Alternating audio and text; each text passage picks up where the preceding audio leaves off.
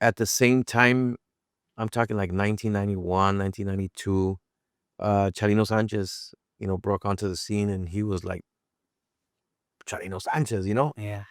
Uh, so I started gravitating towards that sound of music, Como que cuando salió lo de Chalino, como que encontré lo que a mí me gustaba, like that, which was my gusto, not my pop's gustos or my mom's gustos. Because I mean, I appreciate that music too, because now I hear it and it's just nostalgic for me.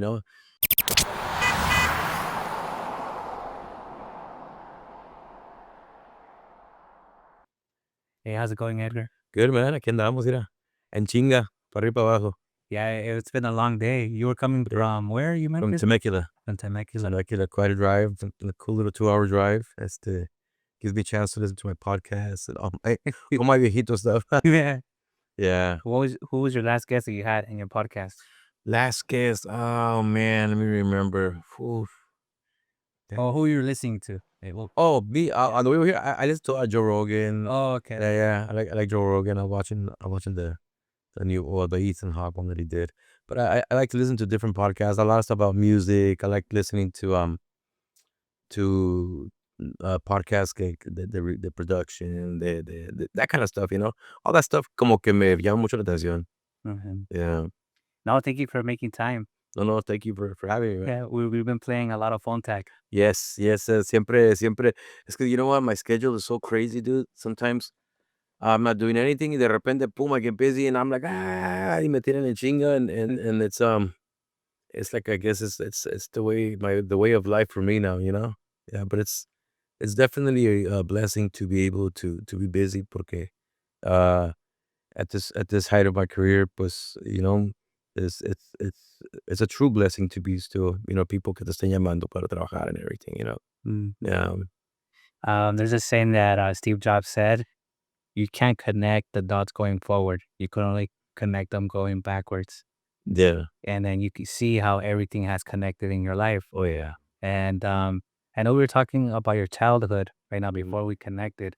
Where were you born? Where were you raised? And what school did you go to? I was The bo neighborhood? I was born and raised in LA. I lived, funny enough, I lived, like 3, 4 blocks from here until I was 5. Then I moved to the city of HP. We lived there for about a year and a half, and then we moved to Bell, and that's where I finished growing up. I moved to Bell when we were about como 6 años, tenía yo más o menos 6, 7 años. That's when we moved to Bell, and, um, and that's where I finished my school. Well, finished going, because I went to high school. I didn't graduate high school.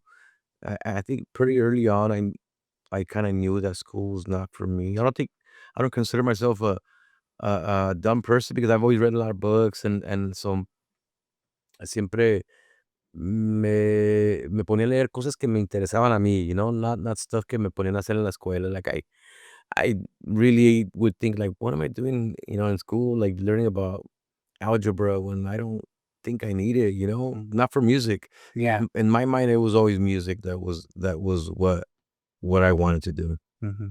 Yeah. I know you mentioned that you came to this place where we're recording the podcast when you were 15. Mm. So when did you start getting involved with music?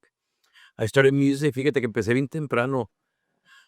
I Así, yo pienso que empecé a cantar desde que tengo uso de razón. Was, maybe like 3, 4 years old, I started singing my first songs, um, que Joan Sebastian. My musical palette is pretty extensive, my mom me dice que, me compraba discos de Pink Floyd y de Joan Sebastian and then de los Wookiees, and so I started learning music very early on, y luego como mi papá también es músico, I would see him, hitting the road, going on the road, I would stay crying. Yeah. "I wanna go with you, I wanna go." I was like, "I can't take you, I'm gonna go to work," and, yo de morrillo no entendía eso, like, "No, how come I can't go with my dad?" And it wasn't until I had my kids that se repitió la historia, and they would cry, "Daddy, I wanna go with you." I'm like, "I can't take you, baby.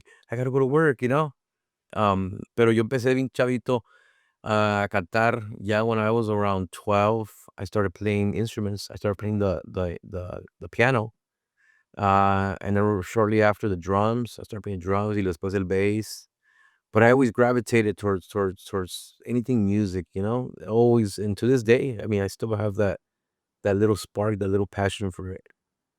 And it's interesting because that's what I've noticed when somebody like you picked up the instrument, right? Your first instrument, and then from there you were able to pick up other ones. Yeah, So you were able to make those connections early on. And that, I very think that's kind of like a gift you kind of grew up with.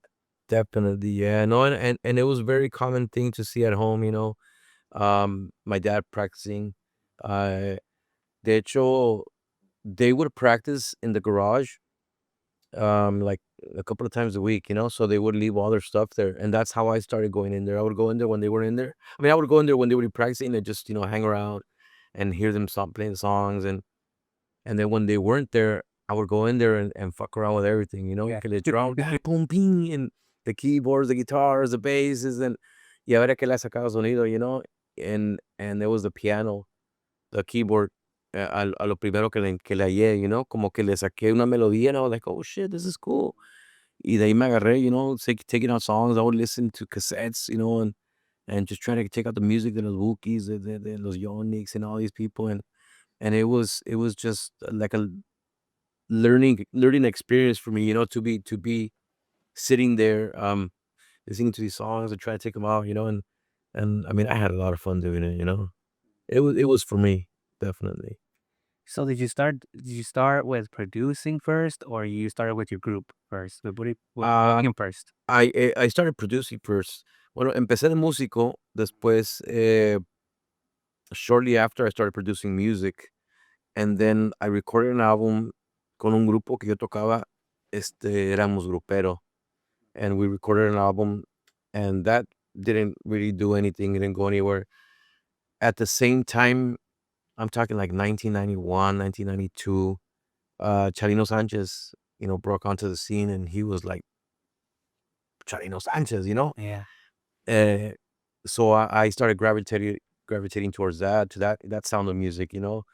Como que cuando salió lo de Chalino, como que encontré lo que a mí me gustaba, like that, which was my gusto, not my pop's gustos or my mom's gustos. Because I mean, I appreciate that music too because, you know, now I hear it and it's just nostalgic for me, you know, and they're beautiful songs, you know. But that was my dad's favorite songs en ese tiempo, you know, que los Bukis y que Los Ángeles Negros y que all this stuff, los Beatles, and it wasn't until Chalino came out, that I really found the sound of what I wanted to really do musically, you know. Prior to that, estaba Banda Machos, which was also something that I love, and to this day I love it. Uh, pero cuando salió Charino fue cuando yo dije, this is what I want to do. This is the sound that I want to make music with, you know. Y ahí fue donde empezó todo, ¿no? Ya para todo esto, I had already been producing music for other people, you know. I had learned how to record. My dad, un día, he bought some studio stuff, and y tenía un amigo que era ingeniero, so the guy would go there and he would record bands. He knew a lot of musicians, so he would bring bands around, and then him and my dad would split the money. One day, that guy just got up and left. He took his family like to Modesto, California, or something, and he left like 2 albums unfinished. So then those people started calling my dad and say, "Hey, we want to finish those albums," and and I said, "I'll do them," you know. Yeah, by this time I had already been going in there and fucking around with all the Yeah. buttons and shit, and so then I ended up doing just that. I finished those albums, y me acuerdo que como que eso me dio confianza, you know. Going back to the whole Chalino thing, I met some guys, some kids that were my age, the músicos. I told them, "Hey, let's make a trade." I said, "Yo a ustedes les grabo su grupo, un disco de su grupo, y ustedes me graban un disco, me acompañan a mí un disco como solista." We're like, Sale." So then, you know, shook hands on it, and um, and we recorded both of those albums. Yo de solista and then de grupo. Pues para esto ya Mariano I know Mariano, the guy who sings with me. I know him since we were 12. I met him in homeroom, 6th grade. This is already like in 9th grade or something. So then I tell him, "Hey, dude," I said, "I met these guys. They're our age. They play música norteña, and we want to record, and they're gonna me van a acompañar un disco, you know, y He was like, "Oh, I want to record an album too." My uncle said he'll pay for it, and so then his uncle came, paid those guys, paid me, and we did 3 albums. We did my album, Mariano's album, and Clave Norteña's album. Um, y así fue como empezó la cosa. Mariano and myself went to Cintas Acuario con Pedro Rivera, and he signed us as solo artists. And funny enough, Clave Norteña came to this building where we're at now and got signed by Abel de Luna, and then they became Clave Norteña, and the rest is history. We to this day I'm still really good friends with all of them. As Clave Norteña. So it was just like the beginning of something really, really cool. Pero producing for me always came first. I think that's my first love, se puede decir, producing music. I love the stage, don't get me wrong, I love it. But producing it to me is something that I don't know si porque con eso empecé, but I find like great joy in making music, creating. That's my world, creating. Yeah. And when you got signed by Citas Aquario, did you also help him out to produce any albums while you were there? Shortly after I asked Pedro for a job. Right? I told him, hey, Pedro, dame trabajo. Dice, ¿de qué? I go, de ingeniero. ¿A poco es ingeniero? Le digo, sí, tengo años.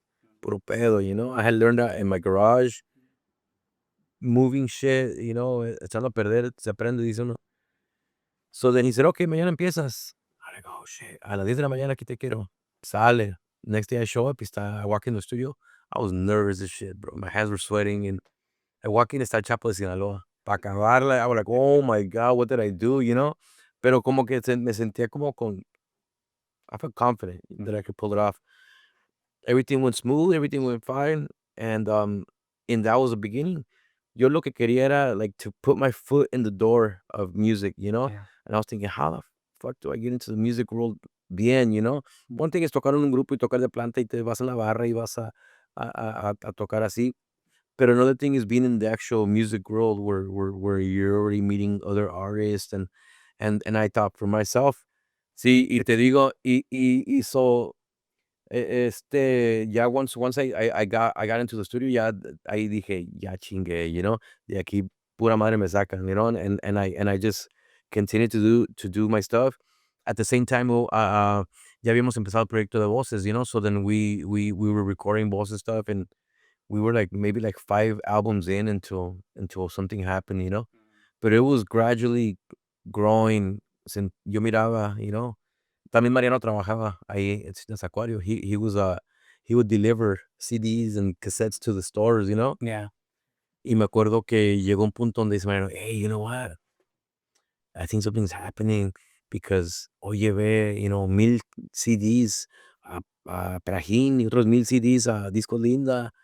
And I'm like, oh, 1000? He was like, yeah, something's happening. Ahí, that was like the beginning of where we started noticing that the band was kind of like making a little bit of noise underground, porque ahí no teníamos nada de radio ni nada, no había nada de eso. It was just word of mouth. Antes, it was, haz de cuenta que we were going viral underground, Y así fue cuando nos dimos cuenta that something was happening with the band, What year was that? Do you remember? This was como en el 98, like 98, around that time. Uh, we started in 95 as voices, so it was a few years in.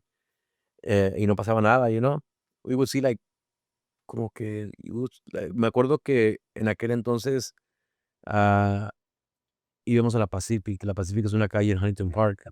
Yeah, and then back then, había cruising. Friday, Saturday, Sunday, había cruising. So we would go, and in the beginning, íbamos, and back then, whatever was bumping in the cars on that street, era lo que iba a pegar. So we would go and listen, y nada, ni un pinche carro. Fuck, and then little by little, next album, oh shit, a car, mira, ese carro lleva la música. Oh, fuck, another car. Llegó el punto where everybody was bumping our shit, and we're like, what the fuck's going on? Shortly after is when we got played on the radio by Pepe Garza. Nos escuchó y le gustó, y he started playing us, and that's when it just set off, Do you remember what the song was when everybody was helping? Se les peló Baltazar. Yeah, Se les peló Baltazar was the one, and then Pepe Garza, he heard it, and it's crazy because esa canción venía en el segundo disco de Voces del Rancho, y nosotros ya estábamos en el quinto disco cuando Pepe Garza dijo, voy a tocarse las pelotas. And at first I was like, hey, pero esa canción es vieja, que toquen de lo nuevo. And then I thought about it, I said, oh, you know what, never mind, just play that, it's fine, because it was a good song, Y la empezó a tocar y hace cuenta que, no manches, like, de un día para otro, ¡pum! Se fue el grupo, And back then people would call and ask for the songs, and it was like literally every call was like, hey, what's the rancho? What's the rancho? What's the rancho? And we're like, what the fuck? Yeah, we started getting calls for shows, and started really seeing the fruits of our labor, Um and it was just a beautiful, beautiful time. We didn't know what was happening. It happened so fast too. Um it happened so fast once it started happening. But before that, it was like, what the fuck's going on?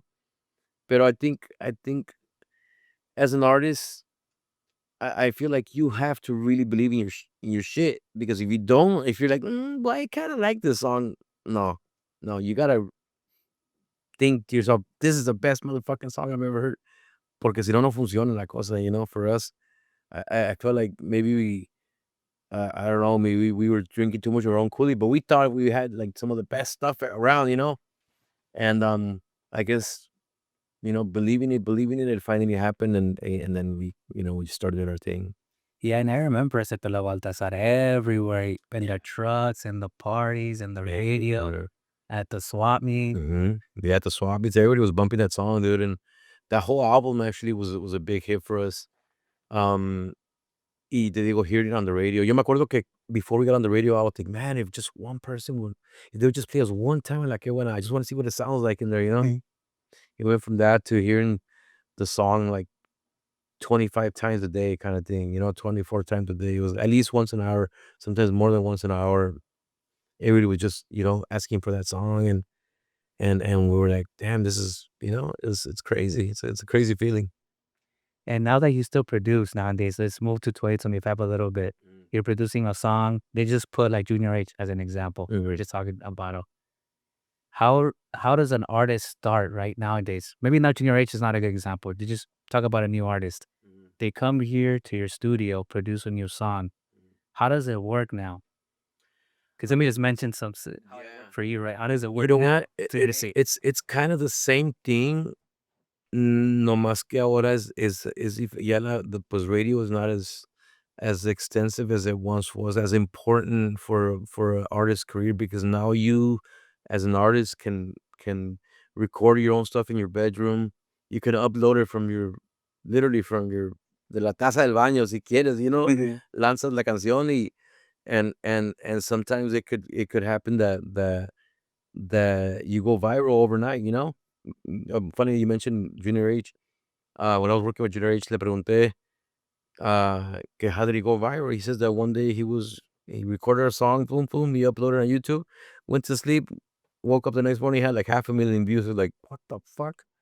This has to be an error, I started all day, he was just growing and growing and growing and growing, the number of views, and he was like, damn. So that was like, yo siempre lo comparo con ganarte la lotería, you play the numbers, and and y sacó la lotería, and he was able to capitalize on it. And um ahora and now in days, the artist, there's a lot of independent artists.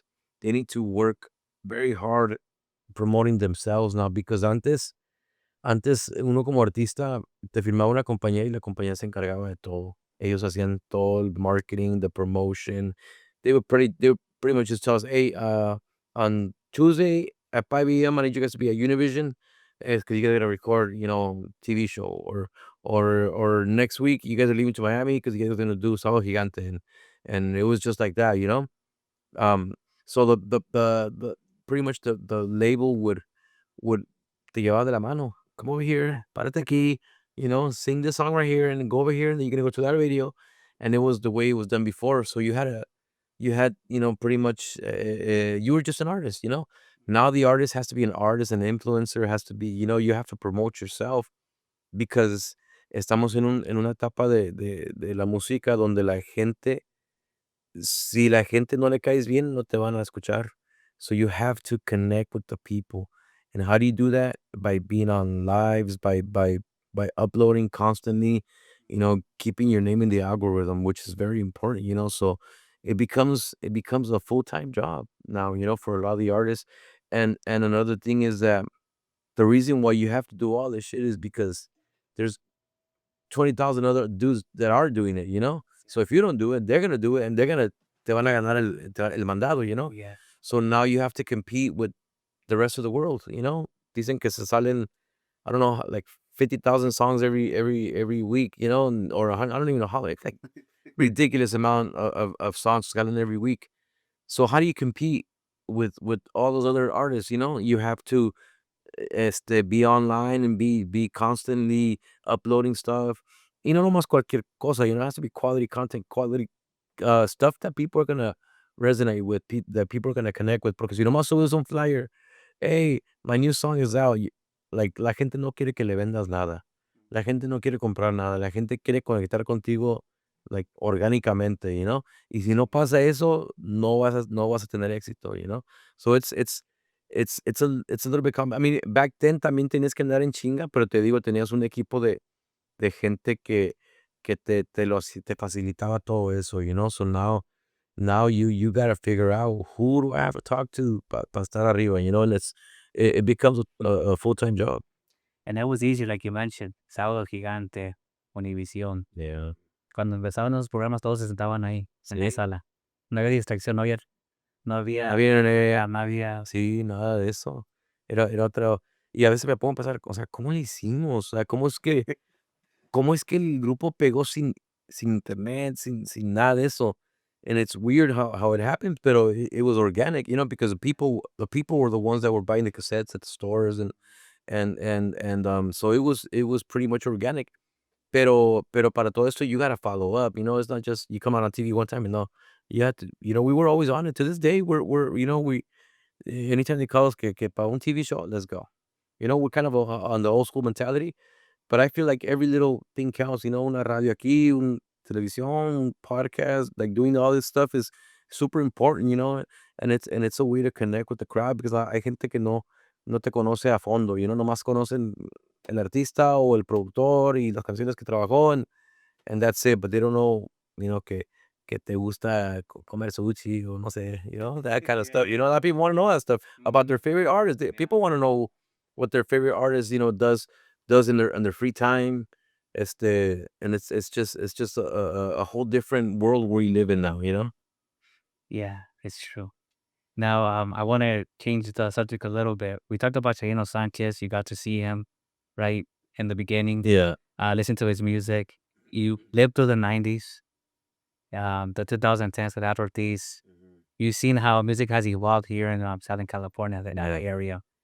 What the corrido tumbado artists that you work with first? The first one I worked with was I'm not sure if it was Nata or Junior. It might have been Junior that I worked with first. Although he's not really corrido tumbado. Um, pero en ese entonces sí, como que quiso entrar con eso un poquillo. Uh, y después, right after that, llegó Nata for the first time. We recorded el disco de Soy el Diablo. Um, and then immediately started working on the album de Corridos Tumbados, the volume one. Um, y de ahí pues empezaron a llegar todos los demás. I know you talked earlier how you felt when you listened to Chadino Sanchez. Yeah. How was it listening to Junior H and Nata, for example, working with him? Did you have the same feeling? What was going through your mind? You produced some here. You know what? I remember vividly cuando vino Nata por primera vez, la primera canción que empezó a cantar fue el Soy el Diablo. Y en cuanto leí dije, no mames, este güey está cabrón, el flow, the delivery, just the power he had behind his vocals and the way he moved. It was just something that I was like, fuck, this is gonna be big. I didn't think it was gonna be as big as it really got, pero sí sabía, dije, no mames, o sea, este morro trae algo muy cabrón. Junior también, Junior lo que tiene él es he's a storyteller. You hear his songs and it just puts you in that mood. I always compare him to like a Johnny Cash of the modern time. It's him and his guitar because I mean, sometimes there was a few songs that he did everything, guitars, bass, fucking and vocals, yeah. And there's a bunch of the songs that are on the albums that he would do it, or he have the guitar player playing, y no le salía ni "Dale, yo lo hago", y pum, pum, pum, pum, lo grababa él. And dude is just a talented ass guy. But those two guys, immediately they gave me like rockstar vibes desde que llegaron, even though even llegaron bien humilditos, llegaron pues literal empezando su carrera, aquí en este estudio nacieron los corridos tumbados, and Nata said it himself.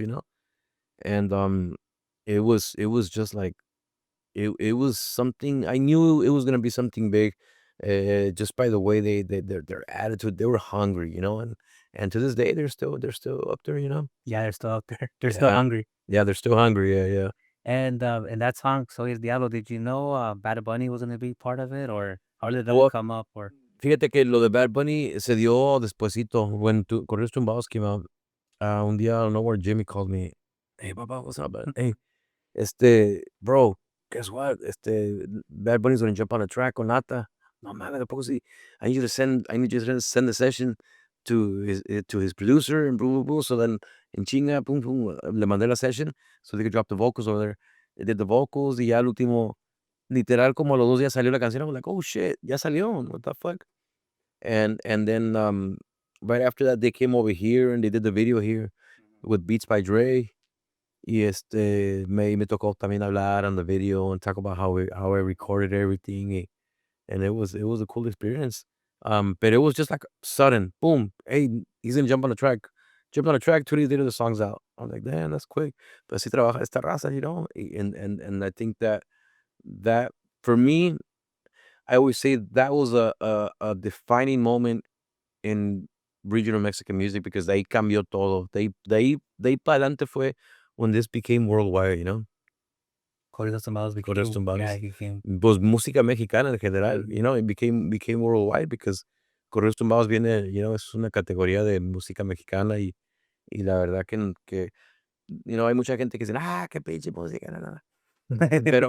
Pero quieran o no, o sea, puso el nombre de México, de la música mexicana, en los oídos y las bocas de mucha gente que en su vida habían escuchado música mexicana. So it definitely did something for the culture. And then that guitar sound, right? Then they started adding las charchetas, and Yeah. they started Sí, evolving to something see, it's evolved, it's evolved to different Corrido, variations of it. like bélico, maybe. Ya, sí, sí. Y es algo que, pues, I mean, con mucho orgullo yo me pongo el saco de que fuimos parte de ese movimiento, de los que creamos ese movimiento, y pues fue algo que we were, I guess, we at the right place at the right time, with the right people. It's very important to have all those right elements, como que se alinearon las estrellas. Yeah, and it did. Yeah, Look how much it's grown, and then they started even making music together. yeah. Yeah, Oh, yeah. QH, Gabi, Sí, sí, sí. Beso, Sí, toda esa raza de so many to name. oh, yeah, there's so many of them, and Tito. yeah, Tito, and there's a lot of guys. Neton, Bueno, I was at his house today, and dude is just a rock star. have you worked with him, Neton? Not on music. I did a studio for him over there at his house, and Oh, okay, yeah, cool. That's cool. le puse un studio, yeah, in su house, and but yeah, we have chopped it up with him a few times. He's a cool ass dude. We've been super chill. Yeah, but he's killing it right now. Yeah, well, I got the Spotify Raps, Yeah. and his song Eminem. I don't know if you heard it. Yeah. Eminem is like number 2. Damn. To my rap, yeah, rap, yeah. Yeah, dude's a talented actor, isn't he? For what? That's funny. Yeah, Yeah. I don't know. He did like a comeback. That right? Yeah, see? Oh, yeah, for sure. Yeah. I even told my barber, give me the right look. That's badass. See, dude. That's cool. That's you've been working with different artists. So what's next for you? I mean, for 2026. Oh, man. It's the end of the year. Man, ahorita 2026 vienen un montón de cosas, bro. La neta, a veces it's overwhelming. Pero there's so much stuff to do. We're about to get back in the studio with Gerardo Ortiz and start a new album. We just finished apenas salió el disco nuevo de Edgar Ortiz que I also produced. Oh, nice. Salió hace como 2 weeks. I'm doing an album for Padrinito Toys. I'm doing an album right now. And doing his album right now. And then my projects, the YellowRoom music artists, Nuevos del Bajío, tenemos a varios ahí chavalillos que tenemos firmados that we're gonna, really go into that and try to pues, find that magical unicorn, that's always the hard thing, but we got some really good guys, we got some good writers, que estamos haciendo muchas cosas, ahorita we've been placing a lot of songs, con different artists, and it's just been a busy, busy year, y este año que viene también we're gonna start a new tour con Voces del Rancho, y lanzar un chingo de música, tenemos un chingo de música con Voces del Rancho grabada, like, I'm talking, like, a lot of music, we're gonna be on the new Dior album, which is El Dueto, it's gonna come out, I think the first or second week of January sale his EP, and there's a song that we wrote with them,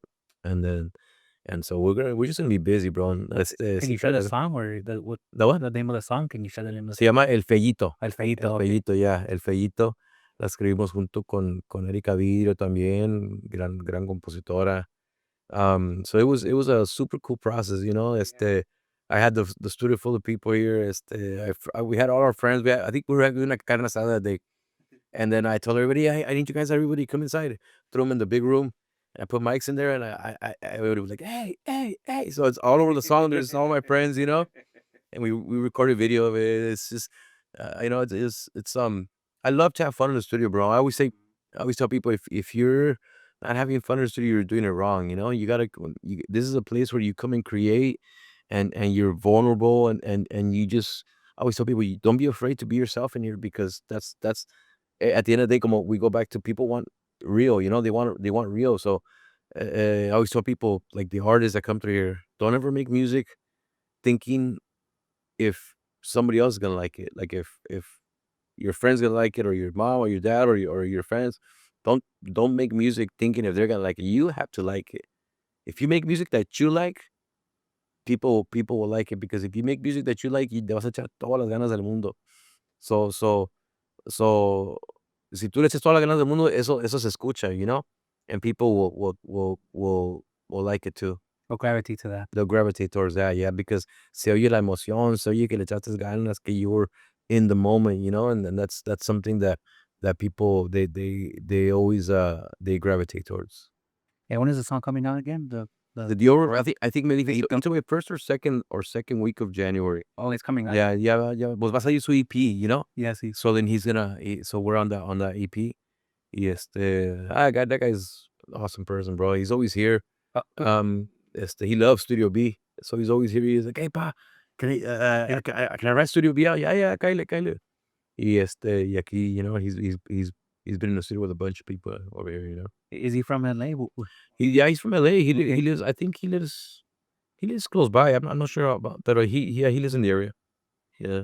And if any artists want to work with you, how can they find you?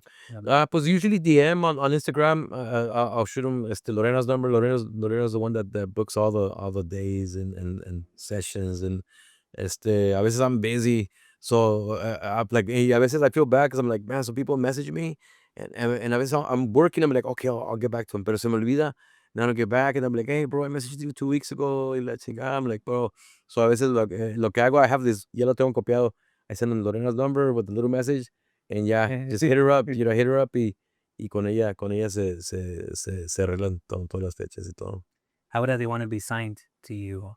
So if they want to be signed, I mean, usually I always tell them, pues send me your music and see, and let's see what it's about, and see what you got, and then I always have that little pep talk with them. Hey, are you really, do you really want to do this? Because it entails you doing this and this and this and this and this and that.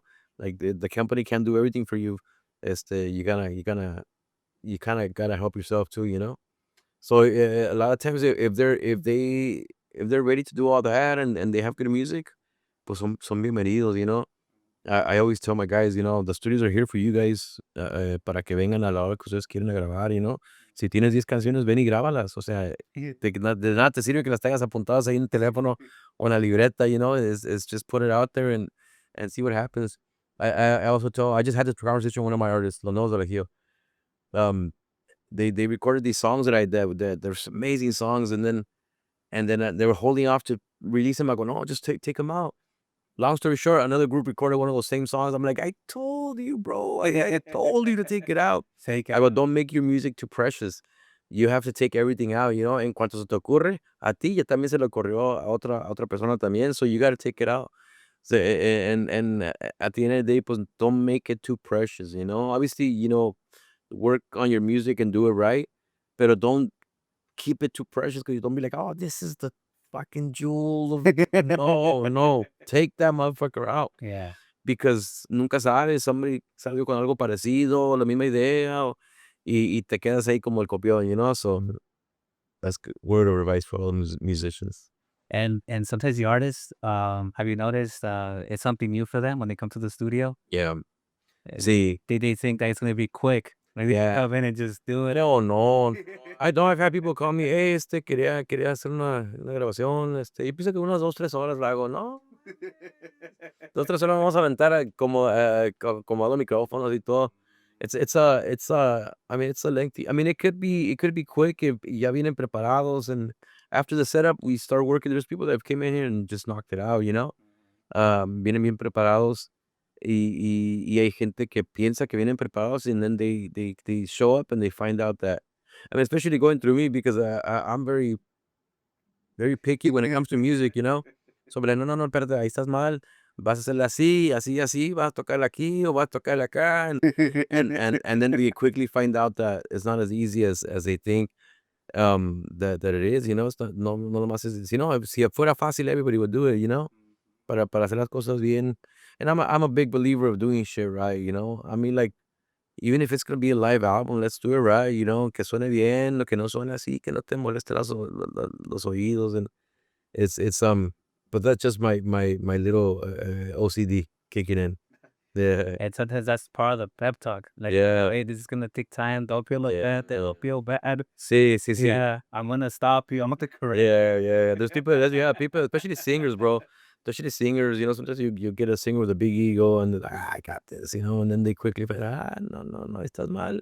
Let's try it again, and let's try it again. You gotta do it like this, and then you gotta breathe this way, para que salga, and it's just, I mean, singing is or playing in general, music in general is it's an art form, you know, and sometimes to do it right, you need that extra set of ears que te diga the subjective, listen to you subjectively and say, hey, ahí puedes, you know, mejorar.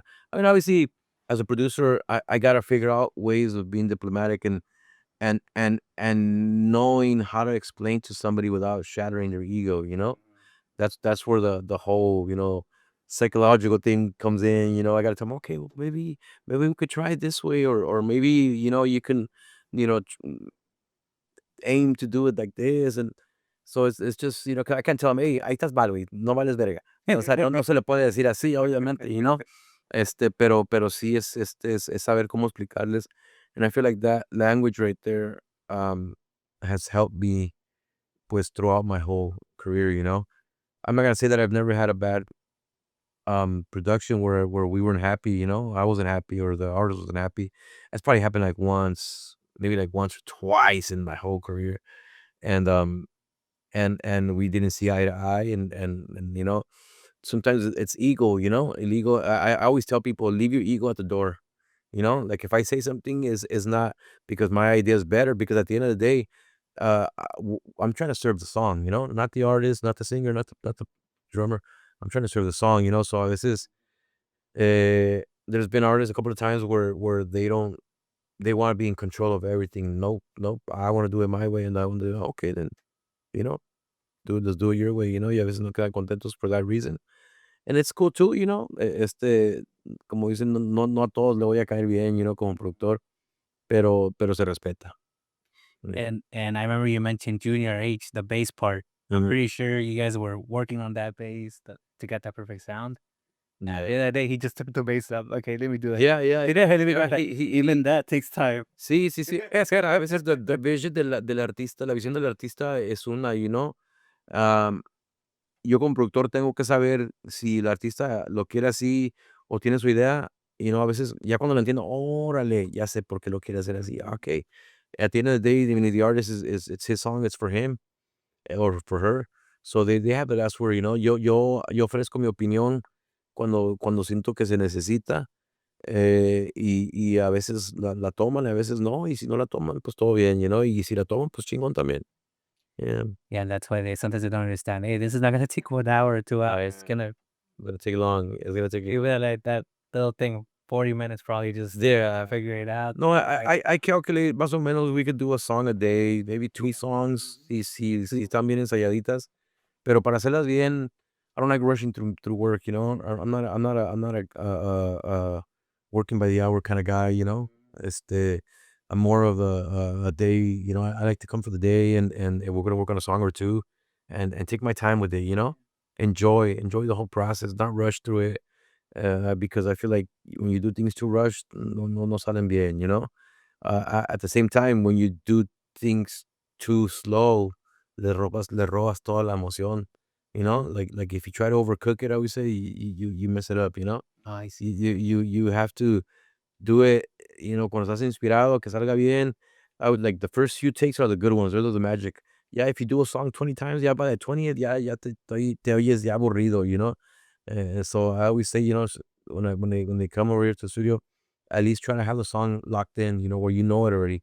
Para que si la estás cantando, lo estás leyendo, y te salga más, you focus on the emotion rather than focus on the letra, those are little things that'll help, at the end of the day.